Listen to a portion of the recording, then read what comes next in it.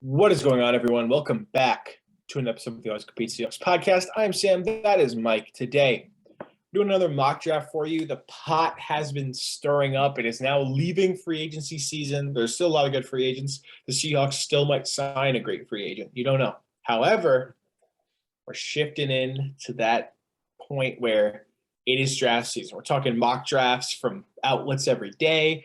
Visits are happening. I think that it's the first time they've allowed to have visits in like 2 years now. Yeah, there was none because of COVID. They were like virtual, I think. There was none because of COVID after the first year, obviously. And then there was none because of COVID last year either. Mhm. So this is brand new. And we already have some visits going down. Sauce Gardner, Cole Strange, Rasheed Walker, Desmond Ritter. Those are the four guys who I know for sure have had top 30 visits with the Seahawks. After that, they may have had a few others that are just not known yet, but we're going to dive right on into this mock draft. Of course, we're using PFF, gives you grades at the end, so it should be fun to look at. Let's enter in. We're going to see who PFF thinks is going off the board in what order. They have Aiden Hutchinson first, Thibodeau second, Kyle Hamilton third, Stingley going over Gardner, Stingley, Aquino, Sauce Gardner, Karlaftis. Karlaftis at 7.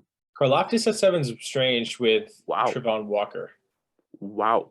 So first name that's popping out is Evan Neal. Evan Neal, absolutely.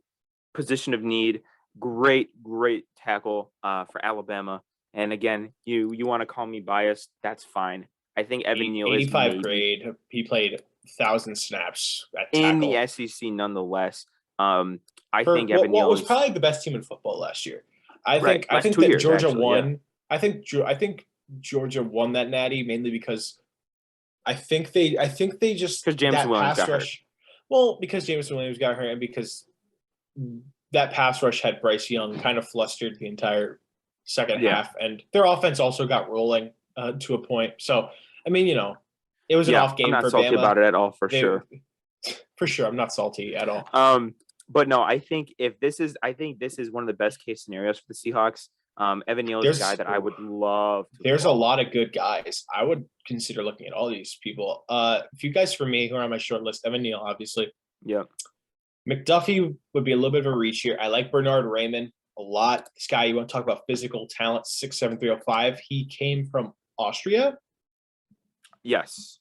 And he's 95 grade last year. But did the play competition incredible, but I mean, this is D1 competition. It's not like we're talking about a Sam Houston State Zion McCollum. Right. No offense to Zion McCollum if you're watching. We love you. But we did kind of rank on him. I mean, but look, his lowest grade was versus Miami of Ohio, and he did play LSU and Missouri. So he's not like some slouchy kid who just can't play. Right. This guy's good. Right. Trayvon Walker. I really do like Trayvon Walker. Low grade, but he dominated combine. I think his lot potential. Devin Lloyd, even. I've heard some buzz that Seahawks might look in 90 grade. Yeah. PFF. And that is some top level talent. But a really bad grade against Ohio State kind of worries me. Well, I mean, he did play Pac-12. I mean, it's like it's a it's like it's a mediocre conference. Like that's a damn good conference. A guy down the board who might be a sneaky get is Jermaine Johnson. I don't know why they have him so low.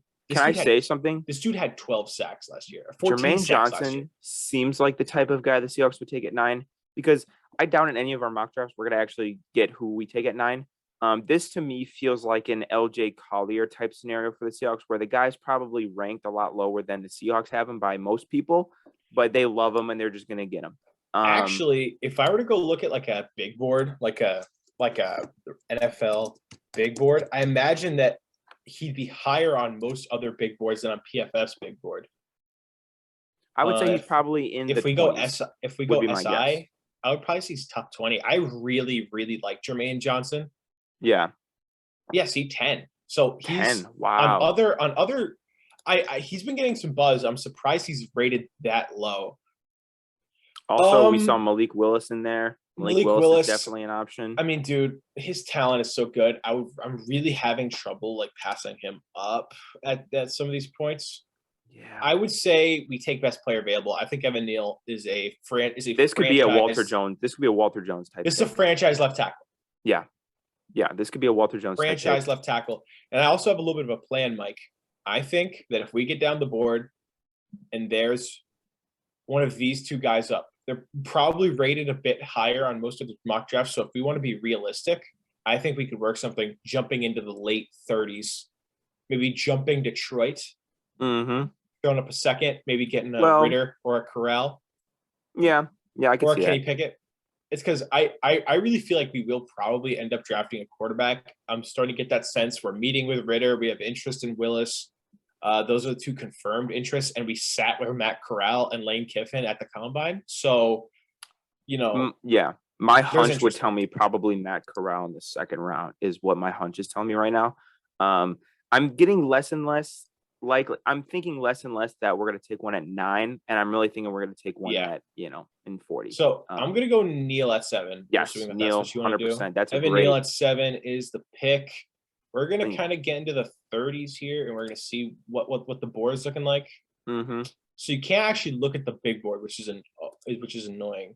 No, stay on page, which is annoying.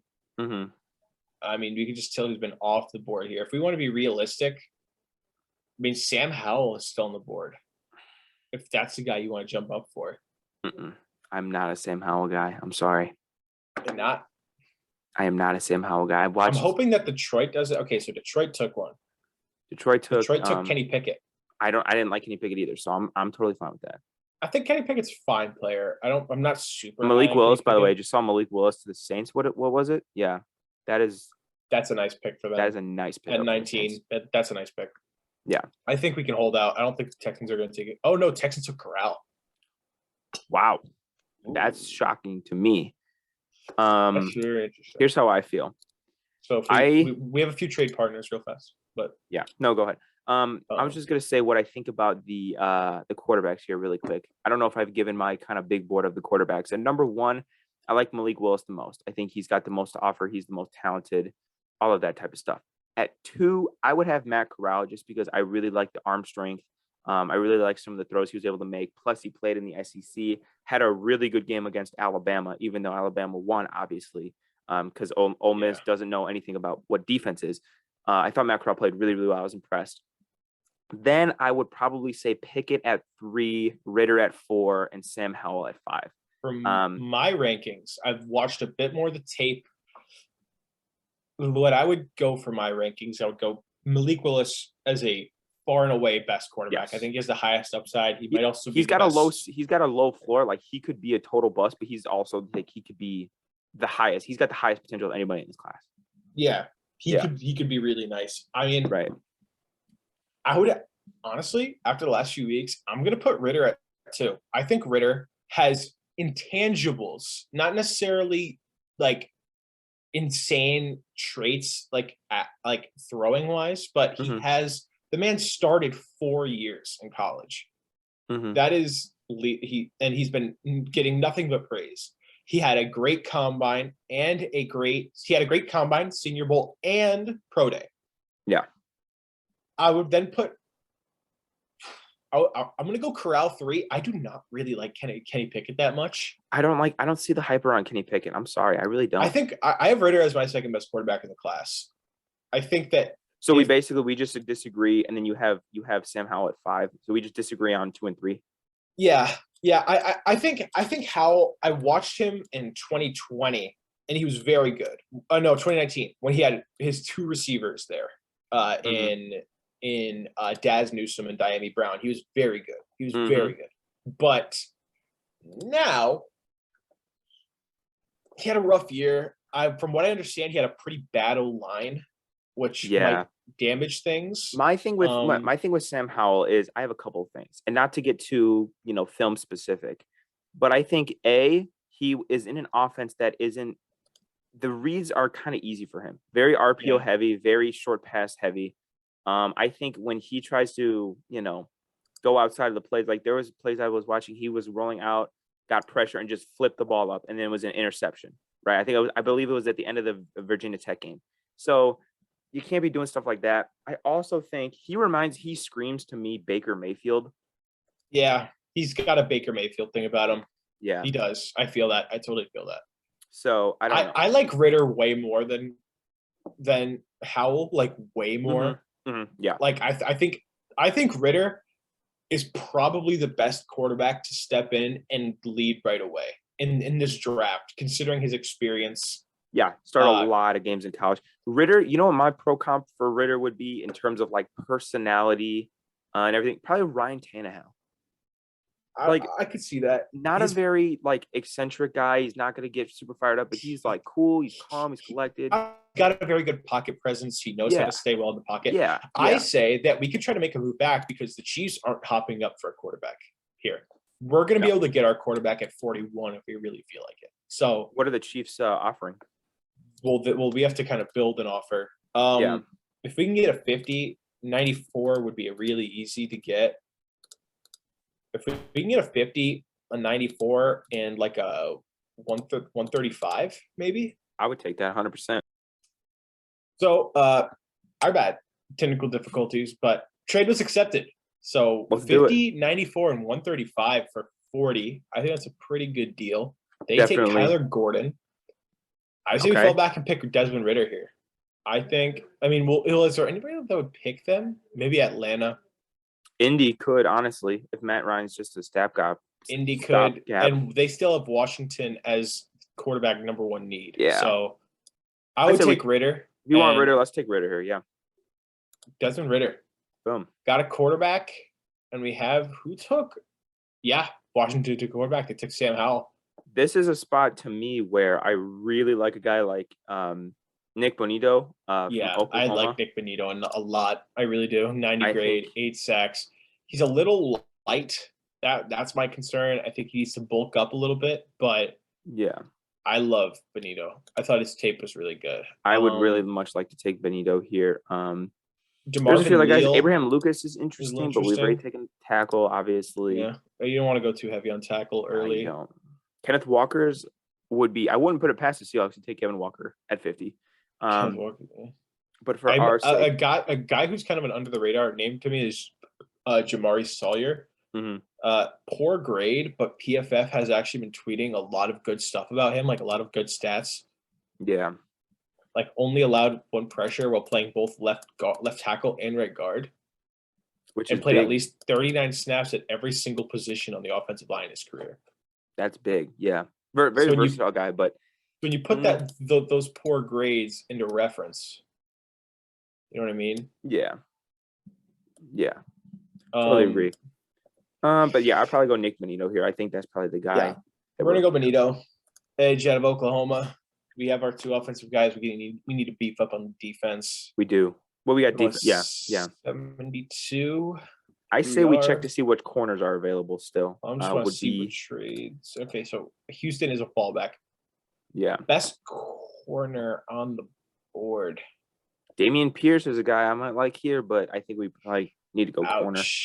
Oof. Marcus Jones, who's 5'8". 185. Jeez. He plays outside and he's talented, but we're replacing DJ Reed with DJ Reed's clone, who's smaller. I don't know about that. I don't know if I like that. Pierce is interesting to me. I do like Pierce. I do.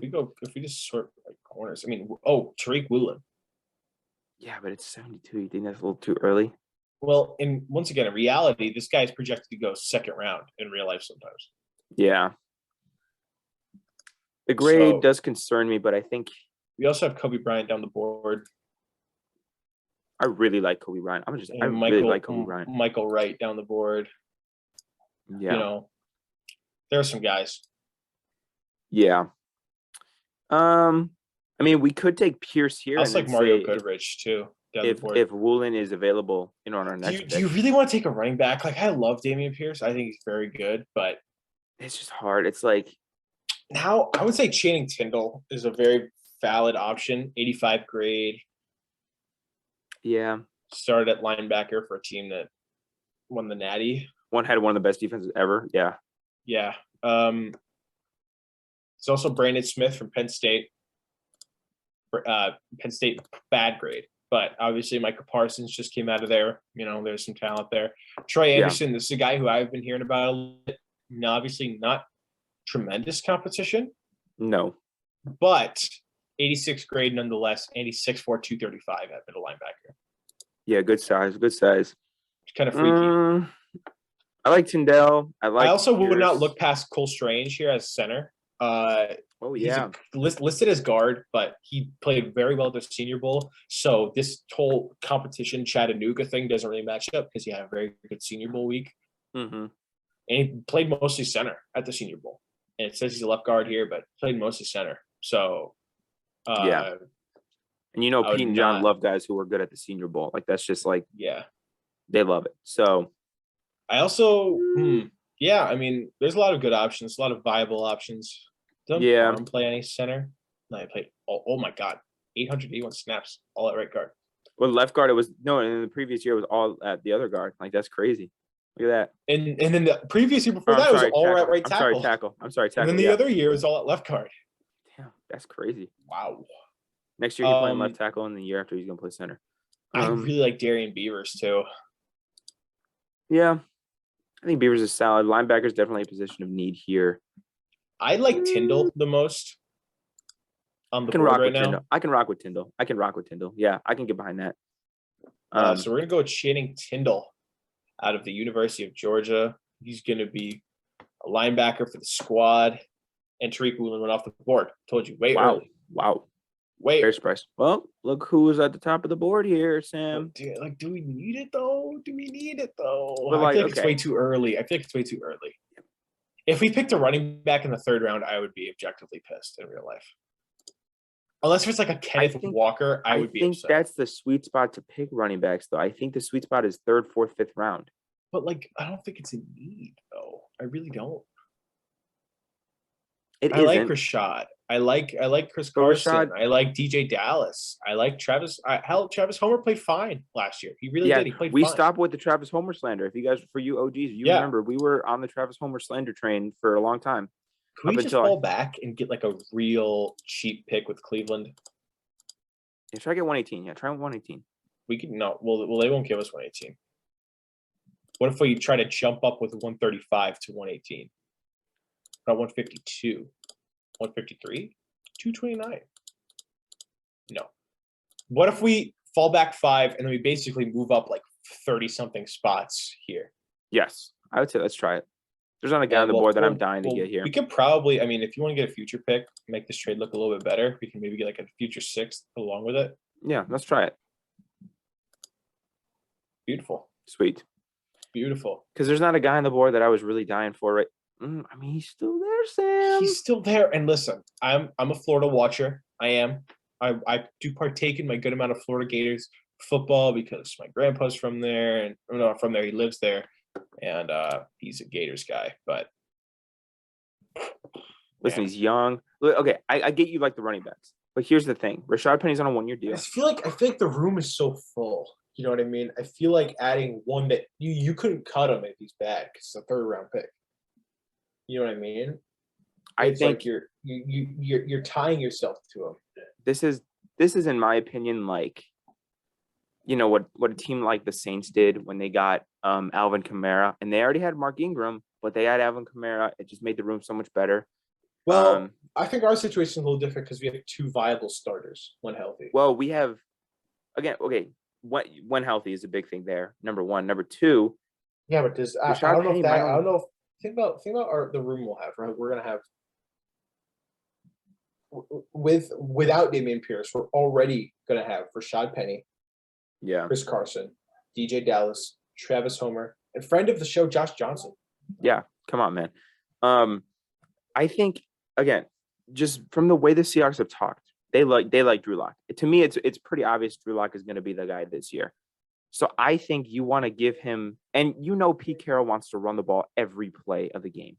That's just, he's made no secret about that. I think if you're looking at a guy like Dameon Pierce here at 99, end of the 3rd round, kind of the sweet spot. I'll cut you a deal. I prefer Luke Fortner at this spot. Okay. Which I can totally get behind as well. Is available at 109. I will not pass up on him no matter what because that value is too good to deny. I don't see anybody here that I don't think would be an immediate demand of a running back in between now and us. Maybe Dolphins would.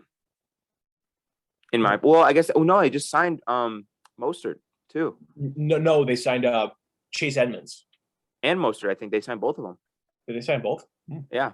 So okay, no, I can agree with taking Fortner here at 99, and then Pierce if he's there. Getting a battle-tested center in the SEC, played 848 and realistically snaps. Speaking, center is a much bigger need than running back is. So I understand your argument. So yeah, let's take him here and then Pierce at 109. Easier. Boom. We're gonna take Dameon Pierce. It's too good of a value pick to pass up. Boom. Dameon Pierce is on the board. We're gonna make that move. We are absolutely making that move. We have passed up on corner too long. We need corner badly. Flott is the best player. We talked about this last time. Mm-hmm. He did play in the slot, like a large majority of the time. Flott I think Kobe Bryant is a much better pick for. I really like Kobe Bryant, and not just because he has a dope name. I think he's really good. I think Sauce got all the attention. Think about it. There could be a team this year that drafts both Chris Paul and Kobe Bryant. Dude, that'd be awesome. But I think Sauce got all the attention as being like the guy. They're finally teamed up. Dude, literally. The Lakers trade went through. Like way later. Yeah, dude.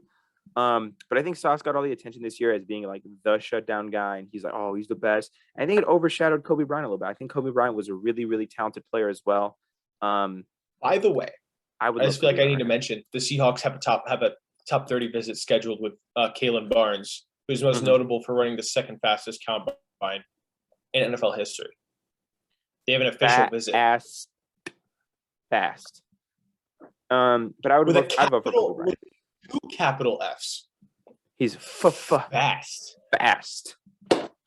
I'm taking Kobe Bryant here. It's a little bit of a reach, but we can't risk it at this point. Well, I mean, yeah. Woolen was also a reach. Woolen went like 50 spots before he was projected anyway. So Kobe. And then 135. You can take Chris Paul, Mike. I'm not even mad about that. Had we not taken a quarterback, I could see the Seahawks taking Bailey Zappi here, but I don't want him. Zappi is a true wild card.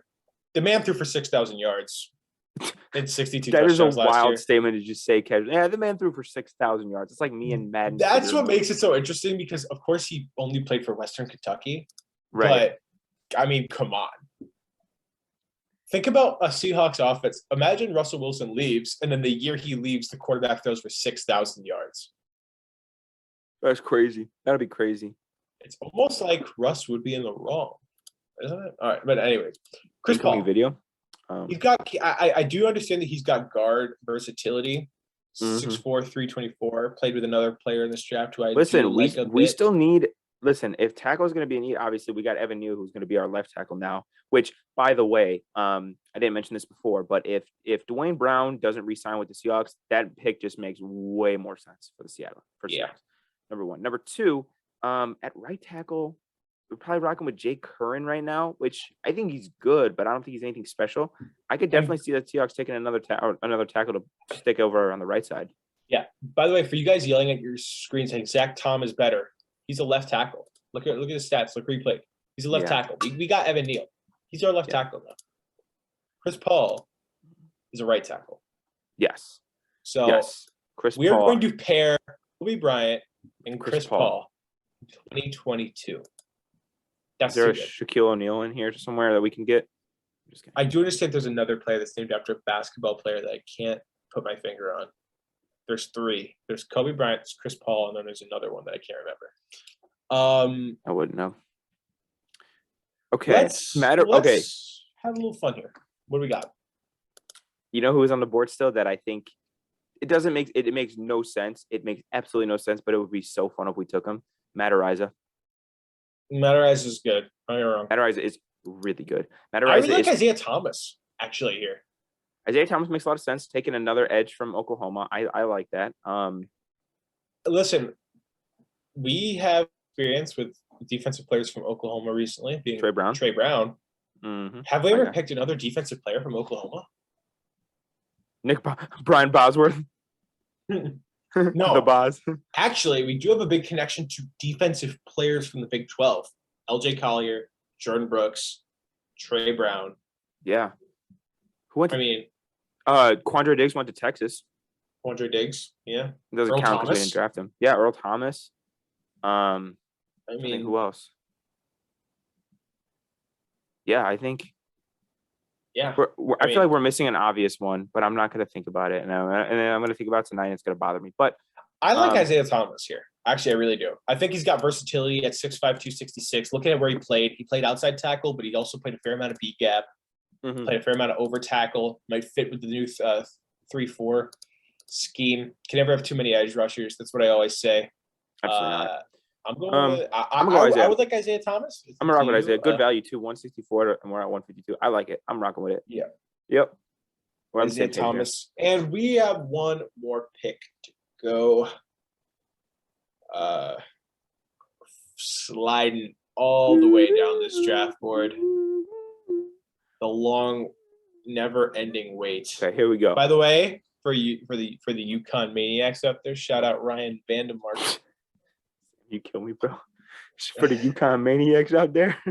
By the way, I think that Kalen Barnes makes too much sense here, considering that we have a meeting with him. Dude, come on. Yeah. Kalen Barnes is obvious. And I was looking fast. Speed kills, baby. Bro, he is speed kills. Fast. Also, and 69 grade. A 69 grade. Are you kidding me? Look at 90 grade versus Oklahoma. First off, that's hella impressive. That is hella impressive. Also, Big 12 defender. It's a done deal. Kalen Barnes is the last pick for the Seahawks. Boom. This year. Let's get that grade. I thought I saw a name that might have been important. Caleb Ellaby going this far down. Wow, that's shocking. That's very far. Yeah, he'll never touch the field ever. Matt Araiza going to Green Bay. That's actually a goated pick for Green Bay. Such a goated pick for Green Bay. I hate Green Bay. That is and really also for the Chargers getting Okonkwo, maybe one of the most athletic tight ends we've seen in recent history. Crazy little thought. Where do you think Araiza goes in real life? I'd say probably fourth round. You might. Let's check out this results that they're going to give us here. We're not paying for anything. No. Evan Neal A+. Desmond Ritter A. We get a B grade on this trade, getting 50, 94, and 135, 40. Getting Nick Benito was an A. For some reason, they think Channing Tindall was a C. They hate him, my boy Channing. Acknowledge that we have a need at linebacker. 99, 118, and a future sixth for 94 and 153 gets a B-. Luke Fortner gets a C+. Interesting. That's a little interesting. Damian Pierce gets an A. Kobe Bryant B-. Chris Paul B+. Isaiah Thomas B+. Kalen Barnes B. Adding up to a draft grade of an A. This is probably one of my favorite mock drafts. I think it's a very balanced mock. I really think the only thing I would have rather had is taking Corral there instead of Ritter, but I like Corral more. You like Ritter more, so it works out. But I really like this mock draft. Address our needs. Looking at some interesting things that happened in this mock. Drake London at 10 is crazy to me. Drake London at 10. Any crazy reaches? I feel like Kenyon Green at 28 is a great value get. Yes. That's a hell of a value get. Malik at 19. Malik at 19 is really good as well. I like Jameson Williams to Pittsburgh. I do too. Well, I like the pick, but Trubisky can't throw deep. He's just not a deep ball guy, so I don't know if that's. Well, I imagine. Do they pick a quarterback down the board? I don't know. I didn't see. Dwayne Haskins has quite a deep ball on him. I don't. Well, he's also got deep pockets for the strip club, so who knows how that's going to work out. All right, of course. He had to go there. Listen, I get it. Every man. Kyle Hamilton at 3. That's a good pick, in my opinion. That's a really good pick. His stock has been falling. Yeah, he didn't test well, but honestly, I don't know. I don't really care that much. And by the way, with maybe this being our last mock draft for a decent bit, since we don't want to dry out the river, Right. Who is your dream get? Here's what I would rank, and in terms of number 9. Realistic. You can't be Aiden Hutchinson, right? Sauce Gardner number 1. I love Sauce Gardner. If he falls, which he can. He definitely could. I would absolutely love to see him at 9. Evan Neal is another guy that I think I don't really know where the tackles are going to go. It's very confusing to me. So either Evan Neal or like Charles Cross or Aquanu, either of those guys would probably be at number 2. Number 3, I would love to see Malik Willis with the only quarterback I would consider drafting at 9 in this class. Kevin Thibodeau is also up there for me. Thibodeau, I don't think Thibodeau's going to fall to 9, to be honest. He might. I would love him, but I don't think so. But that's who I would really want. How about that A+ grade for Evan Neal? A grade for Ritter. Grade for Benito. Evan Neal's the type of guy, honestly, that like he can just be your franchise left tackle for the next 10 years. You know, like and you pair him with Ritter, who's already very confident in the pocket, already very pro ready. You know. Yeah. I like a lot of these values too. Getting Benito at 50, getting Benito's Pierce really at good. 109. Channing Tindall is the type of guy to me that's like probably going to be an under the radar pick, but he can be big for a defense, I think. Yeah. Well, I think that's going to wrap it up. Give your thoughts in the comments below. You know, obviously, a lot of people are going to have special opinions because we have a huge Pac-12 bias. We do. And sorry for my Alabama SEC bias with my pursuit of Neal and Dameon Pierce. And Channing Tindall, Mike. Disgraceful. And Luke Fortner. Actually, Fortner. 3 picks in a row. Yeah, 3 picks in a row. That's a disgrace. My bad. That is a disgrace. Sorry that you wait until I get my UConn bias and we picked Ryan Vandermark at 9. Sorry, we took Kobe. If you're an anti-LA sports fan, sorry, we took Chris Paul and Kobe Bryant in this draft. That's our bad for sure. Oh, and Isaiah Thomas. Isaiah Thomas, yeah. That's the other one. I was thinking of that too, y'all. That's hilarious. We got 3 players that back to back. Play in LA? Isaiah Thomas, I don't think so. I know he played for Boston, Cleveland. I don't think so. Maybe he did. I don't know. If he did, that's just way cooler. Either way, we are essentially forming a 2014 All-NBA first team out of this. Right. Oh yeah, dude. Oh yeah. So that's gonna wrap it up. We'll see you in the next video. Peace out.